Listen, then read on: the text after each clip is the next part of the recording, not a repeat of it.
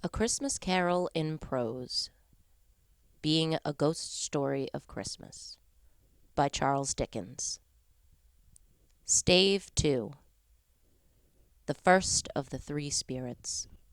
When Scrooge awoke, it was so dark that looking out of bed he could scarcely distinguish the transparent window from the opaque walls of his chamber. He was endeavoring to pierce the darkness with his ferret eyes when the chimes of a neighboring church struck the 4 quarters, so he listened for the hour. To his great astonishment, the heavy bell went on from 6 to 7, and from 7 to 8, and regularly up till 12, then stopped. 12! It was past 2 when he went to bed. The clock was wrong. An icicle must have got into the works. 12! He touched the spring of his repeater to correct this most preposterous clock. Its rapid little pulse beat 12, and stopped. "Why, it isn't possible," said Scrooge, "that I can have slept through a whole day and far into another night. It isn't possible that anything has happened to the sun and that this is 12 at noon." The idea being an alarming one, he scrambled out of bed and groped his way to the window. He was obliged to rub the frost off with the sleeve of his dressing gown before he could see anything, and could see very little then. All he could make out was that it was still very foggy and extremely cold, and that there was no noise of people running to and fro and making a great stir, as there unquestionably would have been if night had beaten off bright day and taken possession of the world. This was a great relief, because 3 days after sight of this first of exchange paid to Mr. Ebenezer Scrooge or his order, and so forth, would have become a mere United States security, if there were no days to count by. Scrooge went to bed again and thought, and thought, and thought it over and over and over, and could make nothing of it. The more he thought, the more perplexed he was. And the more he endeavored not to think, the more he thought. Marley's ghost bothered him exceedingly. Every time he resolved with himself, after mature inquiry, that it was all a dream, his mind flew back again, like a strong spring released, to its first position, and presented the same problem to be worked all through. Was it a dream or not? Scrooge lay in this state until the chime had gone 3 quarters more, when he remembered, on a sudden, that the ghost had warned him of a visitation when the bell tolled 1. He resolved to lie awake until the hour was past, and considering that he could no more go to sleep than go to heaven, this was perhaps the wisest resolution in his power. The quarter was so long that he was more than once convinced he must have sunk into a doze unconsciously and missed the clock. At length it broke upon his listening ear.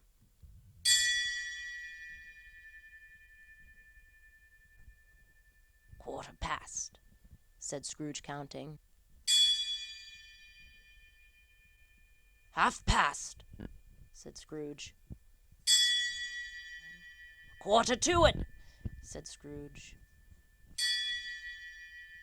"The hour itself," said Scrooge triumphantly, "and nothing else." He spoke before the hour bell sounded, which it now did with a deep, dull, hollow, melancholy 1. Light flashed up in the room upon the instant, and the curtains of his bed were drawn. The curtains of his bed were drawn aside, I tell you, by a hand. Not the curtains at his feet, nor the curtains at his back, but those to which his face was addressed. The curtains of his bed were drawn aside, and Scrooge, staring up into a half-recumbent attitude, found himself face to face with this unearthly visitor who drew them. As close to it as I am now to you, and I am standing in the spirit at your elbow. It was a strange figure, like a child, yet not so like a child as like an old man, viewed through some supernatural medium which gave him the appearance of having receded from the view, and being diminished to a child's proportions. Its hair, which hung about its neck and down its back, was white as if with age, and yet the face had not a wrinkle in it, and the tenderest bloom was on the skin. The arms were very long and muscular, the hands the same, as if its hold were of uncommon strength. Its legs and feet, most delicately formed, were, like those of the upper members, bare. It wore a tunic of the purest white, and round its waist was bound a lustrous belt, the sheen of which was beautiful. It held a branch of fresh green holly in its hand, and, in singular contradiction of that wintry emblem, had its dress trimmed with summer flowers. But the strangest thing about it was that from the crown of its head there sprung a bright clear jet of light, by which all this was visible, and which was doubtless the occasion of its using, in its duller moments, a great extinguisher for a cap, which it now held under its arm. Even this, though, when Scrooge looked at it with increasing steadiness, was not its strangest quality. For as its belt sparkled and glittered now in one part and now in another, and what was light one instant at another time was dark, so the figure itself fluctuated in its distinctness. Being now a thing with one arm, now with one leg, now with 20 legs, now with a pair of legs without a head, and now a head without a body, of which dissolving parts no outline would be visible in the dense gloom wherein they melted away. And in the very wonder of this, it would be itself again, distinct and clear as ever. Are you the spirit, sir, whose coming was foretold to me? Asked Scrooge. I am. The voice was soft and gentle, singularly low, as if instead of being so close beside him, it were at a distance. Who and what are you? Scrooge demanded. I am the ghost of Christmas past. Long past? Inquired Scrooge, observant of its dwarfish stature. No, your past. Perhaps Scrooge could not have told anybody why, if anybody could have asked him, but he had a special desire to see the spirit in his cap, and begged him to be covered. What? Exclaimed the ghost. Would you so soon put out with worldly hands the light I give? Is it not enough that you are one of those whose passions hate this cap, and force me through whole trains of years to wear it low upon my brow? Scrooge reverently disclaimed all intention to offend or any knowledge of having willfully bonneted the spirit at any point of his life. He then made bold to inquire what business brought him there.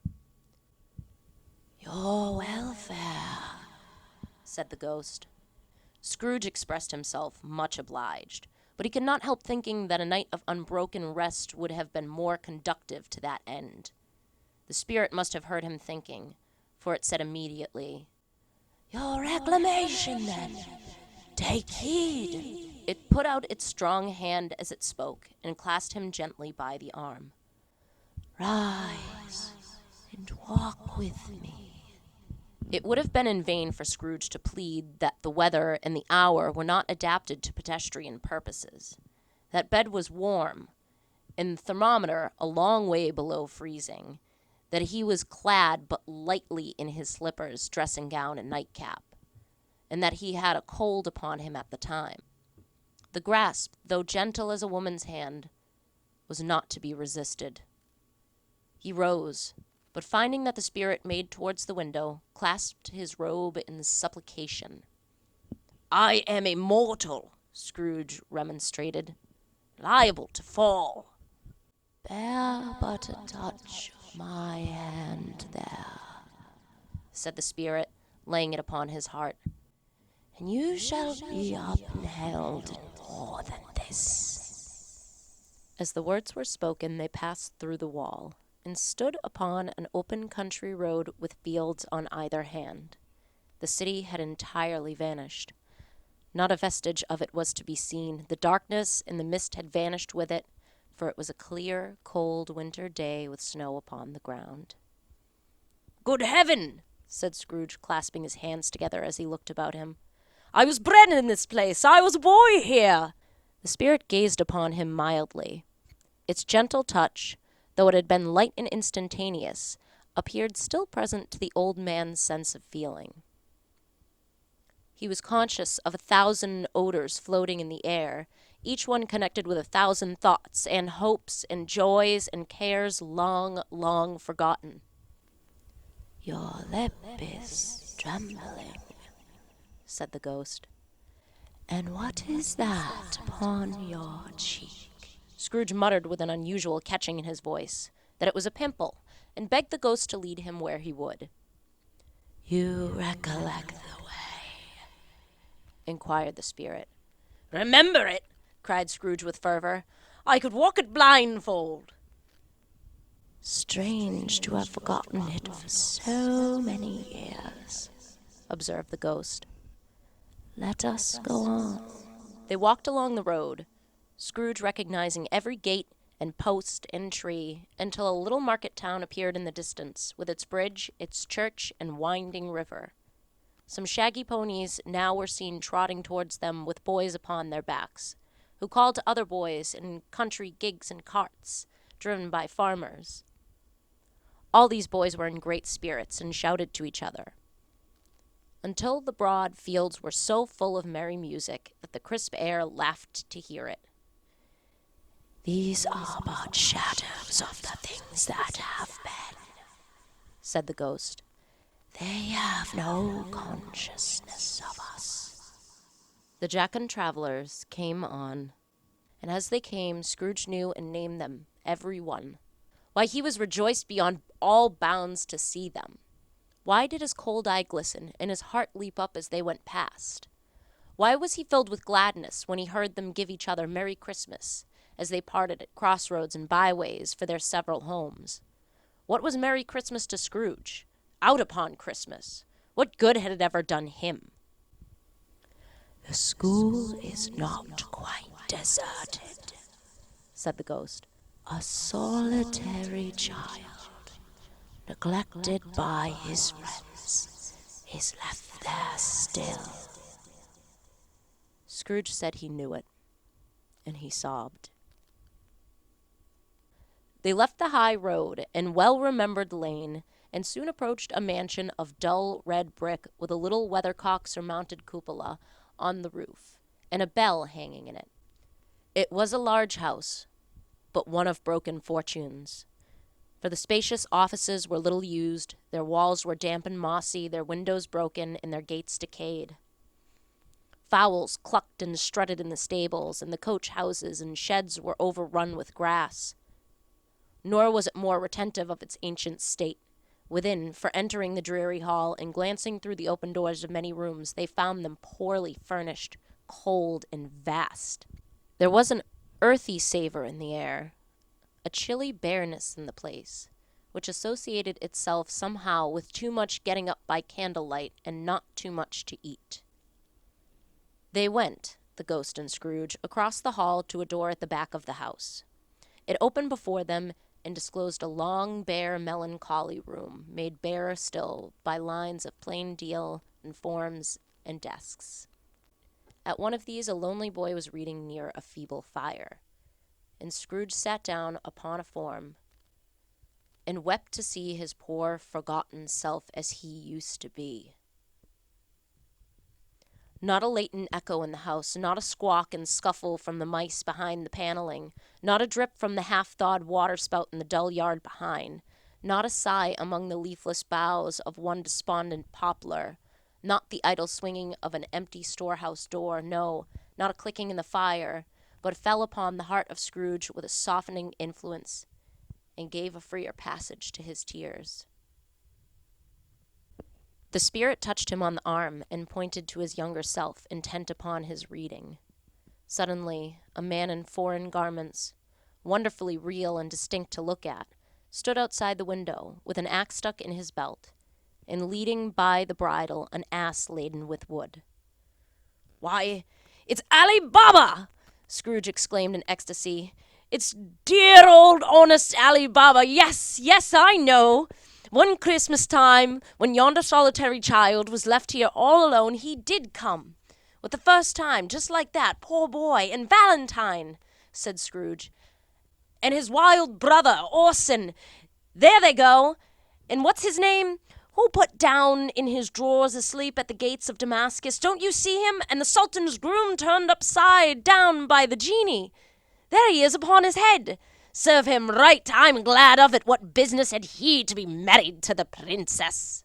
To hear Scrooge expending all the earnestness of his nature on such subjects, in a most extraordinary voice between laughing and crying, and to see his heightened and excited face, would have been a surprise to his business friends in the city, indeed.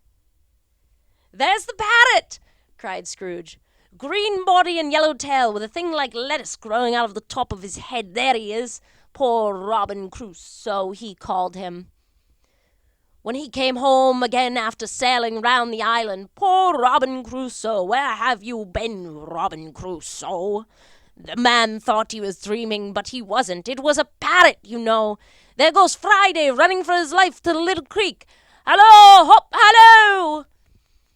Then, with a rapidity of transition very foreign to his usual character, he said, in pity for his former self, "Poor boy," and cried again. "I wish," Scrooge muttered, putting his hand in his pocket and looking about him after drying his eyes with his cuff. "But it's too late now." "What is the matter?" asked the spirit. "Nothing," said Scrooge, "nothing. There was a boy singing a Christmas carol at my door last night. I should like to have given something, that's all." The ghost smiled thoughtfully and waved its hand, saying as it did so, "Let us see another Christmas." Scrooge's former self grew larger at the words, and the room became a little darker and more dirty. The panels shrunk, the windows cracked, fragments of plaster fell out of the ceiling, and the naked laths were shown instead. But how all this was brought about, Scrooge knew no more than you do. He only knew that it was quite correct, that everything had happened so, that there he was, alone again, when all the other boys had gone home for the jolly holidays. He was not reading now, but walking up and down despairingly. Scrooge looked at the ghost, and with a mournful shaking of his head, glanced anxiously towards the door. It opened, and a little girl, much younger than the boy, came darting in, and putting her arms about his neck and often kissing him, addressed him as, "Dear, dear brother." "I have come to bring you home, dear brother," said the child, clapping her tiny hands and bending down to laugh. "To bring you home, home, home." "Home, little Fan?" returned the boy. "Yes," said the child, brimful of glee. "Home for good and all, home for ever and ever. Father is so much kinder than he used to be. That home's like heaven. He spoke so gently to me one dear night when I was going to bed that I was not afraid to ask him once more if you might come home, and he said yes, you should, and sent me in a coach to bring you, and you're to be a man," said the child, opening her eyes. "And are never to come back here, but first we are to be together all the Christmas long and have the merriest time in all the world." "You are quite a woman, little Fan," exclaimed the boy. She clapped her hands and laughed, and tried to touch his head, but being too little, laughed again and stood on tiptoe to embrace him. Then she began to drag him in her childish eagerness towards the door, and he, nothing loth to go, accompanied her. A terrible voice in the hall cried, "Bring down Master Scrooge's box, there!" And in the hall appeared the schoolmaster himself, who glared on Master Scrooge with a ferocious condescension, and threw him into a dreadful state of mind by shaking hands with him. He then conveyed him and his sister into the veriest old well of a shivering best parlor that ever was seen, where the maps upon the wall and the celestial and terrestrial globes in the windows were waxy with cold. Here he produced a decanter of curiously light wine and a block of curiously heavy cake, and administered installments of those dainties to the young people, at the same time sending out a meager servant to offer a glass of something to the postboy, who answered that he thanked the gentleman, but if it was the same tap as he had tasted before, he had rather not. Master Scrooge's trunk being by this time tied to the top of the carriage, the children bade the schoolmaster good-bye right willingly, and getting into it drove gaily down the garden sweep, the quick wheels dashing the hoar frost and snow from off the dark leaves of the evergreens like spray. Always a delicate creature, whom a breath might have withered, said the ghost. But she had a large heart. So she had, cried Scrooge. You're right. I will not gainsay it, spirit. God forbid. She died a woman, said the ghost, and had, as I think, children. One child, Scrooge returned. True, said the ghost. Your nephew. Scrooge seemed uneasy in his mind, and answered briefly, yes. Although they had but that moment left the school behind them, they were now in the busy thoroughfares of a city, where shadowy passengers passed and repassed, where shadowy carts and coaches battled for the way, and all the strife and tumult of a real city were. It was made plain enough by the dressing of the shops that here too it was Christmas time again, but it was evening, and the streets were lighted up. The ghost stopped at a certain warehouse door and asked Scrooge if he knew it. Know it? Said Scrooge. Was I apprenticed here? They went in, at sight of an old gentleman in a Welsh wig sitting behind such a high desk that if he had been 2 inches taller he must have knocked his head against the ceiling. Scrooge cried in great excitement, Why, it's old Fezziwig! Bless his heart, it's Fezziwig alive again! Old Fezziwig laid down his pen and looked up at the clock, which pointed to the hour of 7. He rubbed his hands, adjusted his capacious waistcoat, laughed all over himself, from his shoes to his organ of benevolence, and called out in a comfortably oily, rich, fat, jovial voice, Yo-ho there, Ebenezer! Dick! Scrooge's former self, now grown a young man, came briskly in, accompanied by his fellow prentice. Dick Wilkins, to be sure, said Scrooge to the ghost. Bless me, yes, there he is. He was very much attached to me, was Dick. Poor Dick, dear, dear. Yo-ho, my boy, said Fezziwig. No more walk tonight. Christmas Eve, Dick, Christmas, Ebenezer. Let's have the shutters up, cried old Fezziwig, with a sharp clap of his hands, before a man can say Jack Robinson. You wouldn't believe how those two fellows went at it. They charged into the street with the shutters, 1, 2, 3, had 'em up in their places, 4, 5, 6, barred 'em and pinned 'em, 7, 8, 9, and came back before you could have got to 12, panting like racehorses. Hilly-ho! cried old Fezziwig, skipping down from the high desk with wonderful agility. Clear away my desk, lads, and let's have lots of room here. Hilly-ho! Dick, chillip, Ebenezer! Clear away? There was nothing they wouldn't have cleared away, or couldn't have cleared away with old Fezziwig looking on. It was done in a minute. Every movable was packed off, as if it were dismissed from public life for evermore. The floor was swept and watered, the lamps were trimmed, fuel was heaped upon the fire, and the warehouse was as snug and warm and dry and bright a ballroom as you would desire to see upon a winter's night. In came a fiddler with a music book, and went up to the lofty desk, and made an orchestra of it, and tuned like 50-something aches. In came Mrs. Fezziwig, one vast substantial smile. In came the 3 Miss Fezziwigs, beaming and lovable. In came the 6 young followers whose hearts they broke. In came all the young men and women employed in the business. In came the housemaid with her cousin, the baker. In came the cook with her brother's particular friend, the milkman. In came the boy from over the way, who was suspected of not having board enough from his master, trying to hide himself behind the girl from next door but one, who was proved to have had her ears pulled by her mistress. In they all came, one after another, some shyly, some boldly, some gracefully, some awkwardly, some pushing, some pulling. In they all came, anyhow and everyhow. Away they all went, 20 couple at once, hands half round and back again the other way, down the middle and up again, round and round in various stages of affectionate grouping. Old top couple always turning up in the wrong place. New top couple starting off again as soon as they got there. All top couples at last, and not a bottom one to help them. When this result was brought about, old Fezziwig, clapping his hands to stop the dance, cried out, "Well done!"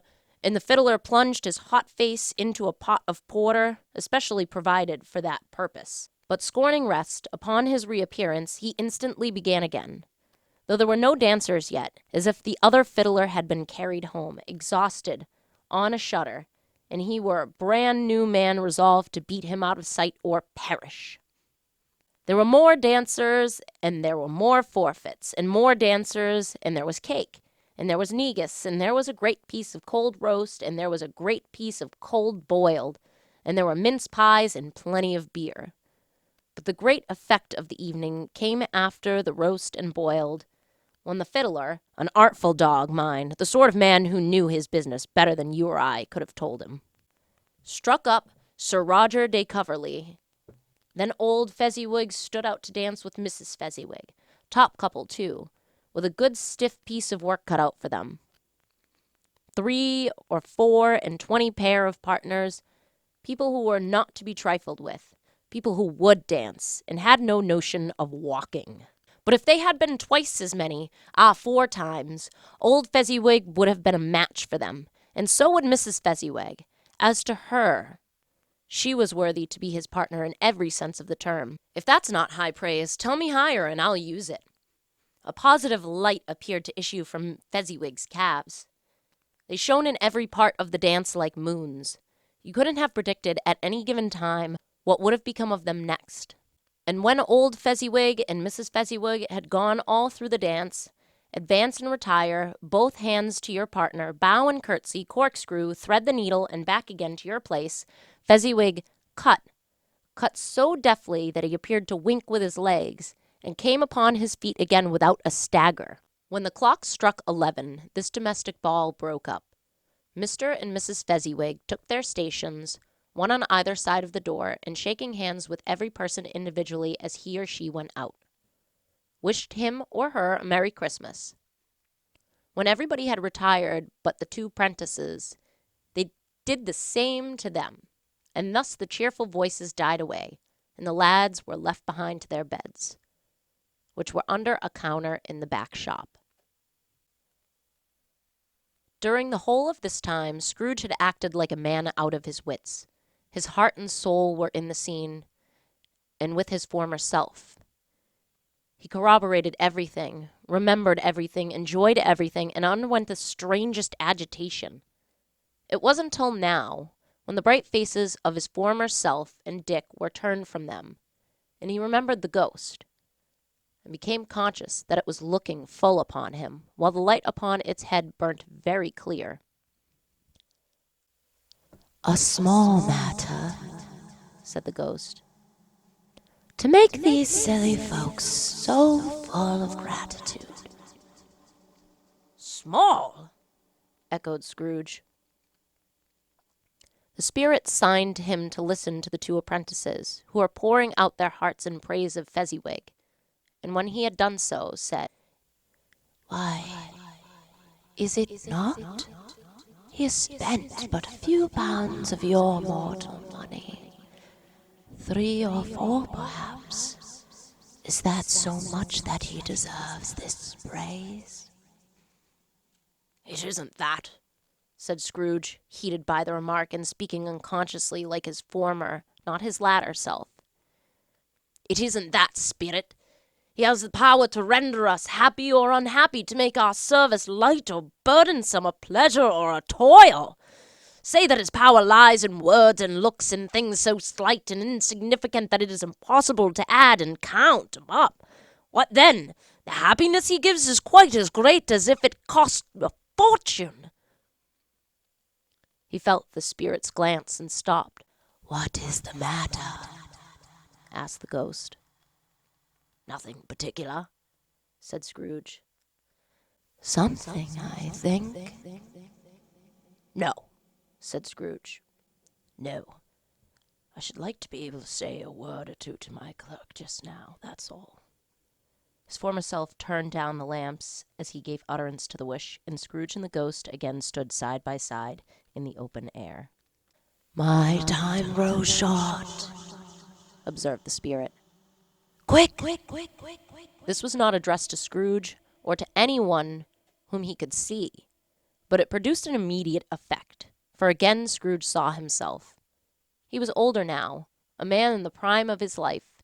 His face had not the harsh and rigid lines of later years, but had begun to wear the signs of care and avarice.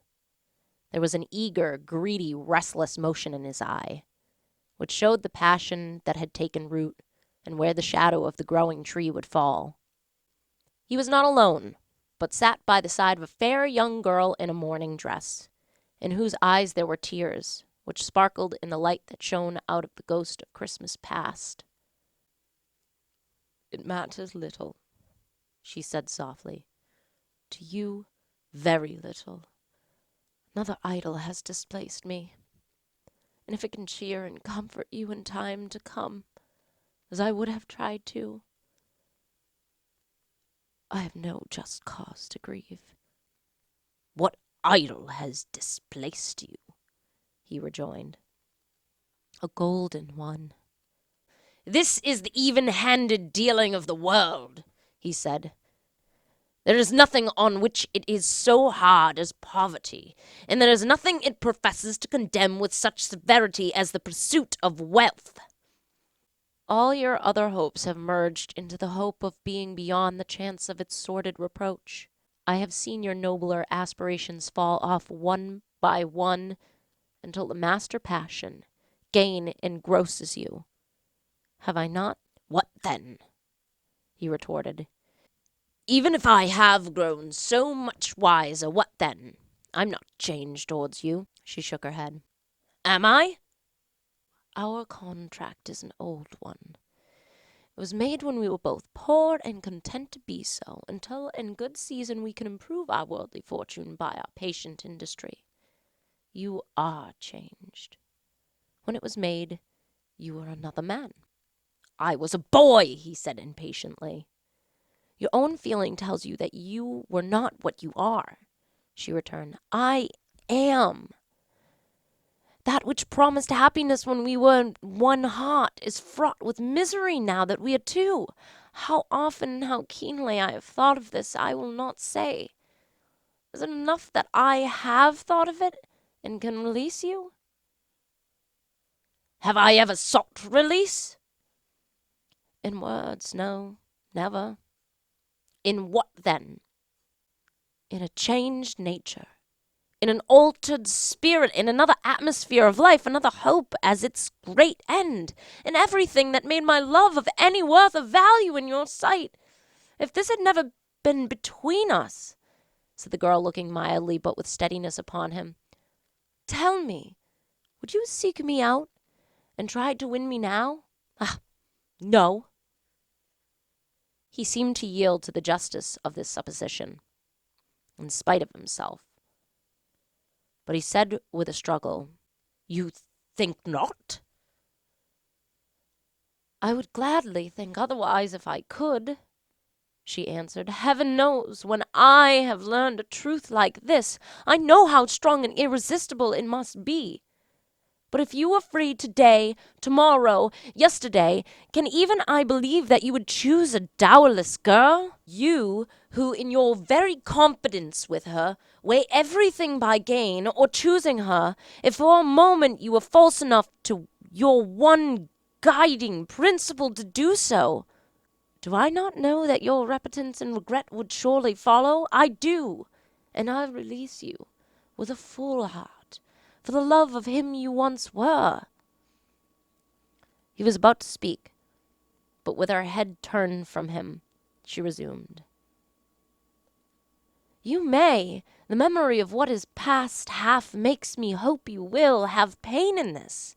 A very, very brief time.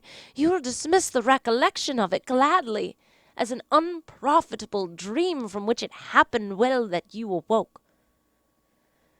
May you be happy in the life you have chosen." She left him, and they parted.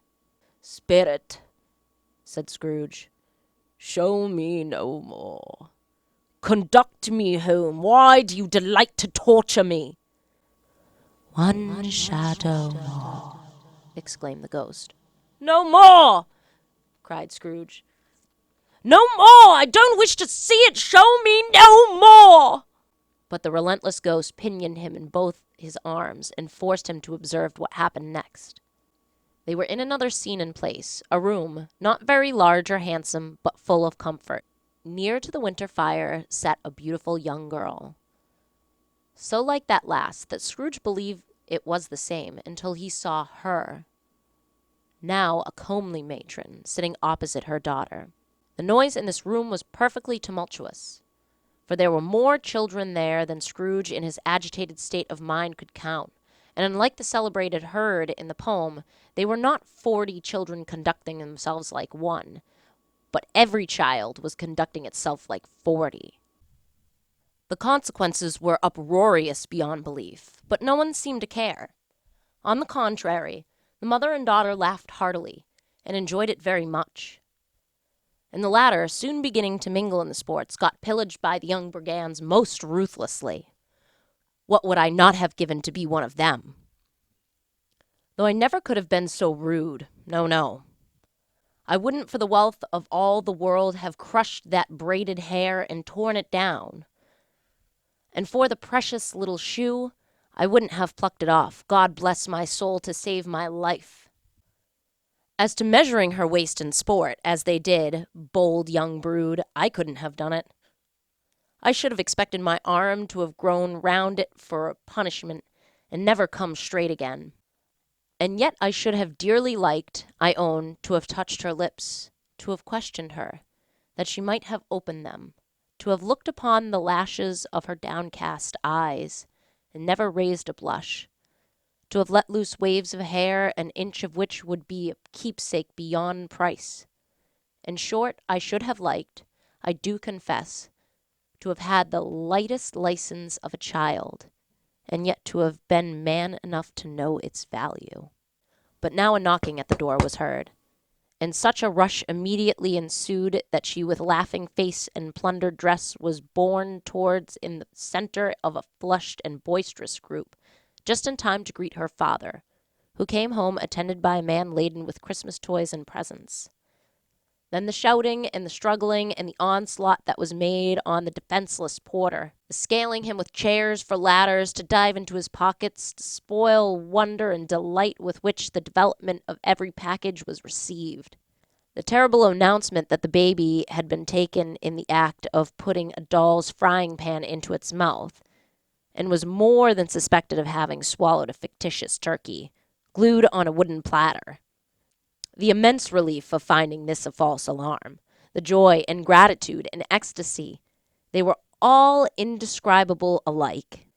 It is enough that by degrees the children in their emotions got out of the parlor, and by one stair at a time up to the top of the house, where they went to bed, and so subsided. And now Scrooge looked on more attentively than ever, when the master of the house, having his daughters leaning fondly on him, sat down with her and her mother at its own fireside, and when he thought that such another creature, quite as graceful and full of promise, might have called him father, and been a springtime in the haggard winter of his life, his sight grew very dim indeed. "Belle," said the husband, turning to his wife with a smile, "I saw an old friend of yours this afternoon." "Who was it?" "Guess." "How can I? Don't I know?" she added in the same breath, laughing as he laughed. "Mr. Scrooge!" Mr. Scrooge it was. I passed his office window, and as it was not shut up, and he had a candle inside, I could scarcely help seeing him. His partner lies upon the point of death, I hear. And there he sat, alone, quite alone in the world, I do believe. Spirit, spirit, said Scrooge in a broken voice, remove me from this place. I told you these were shadows of the things that have been, said the ghost. That they are what they are, do not blame me. Remove me! Scrooge exclaimed. I cannot bear it. He turned upon the ghost, and seeing that it looked upon him with a face, in which in some strange way there were fragments of all the faces it had shown him, wrestled with it. Leave me! Take me back! Haunt me no longer!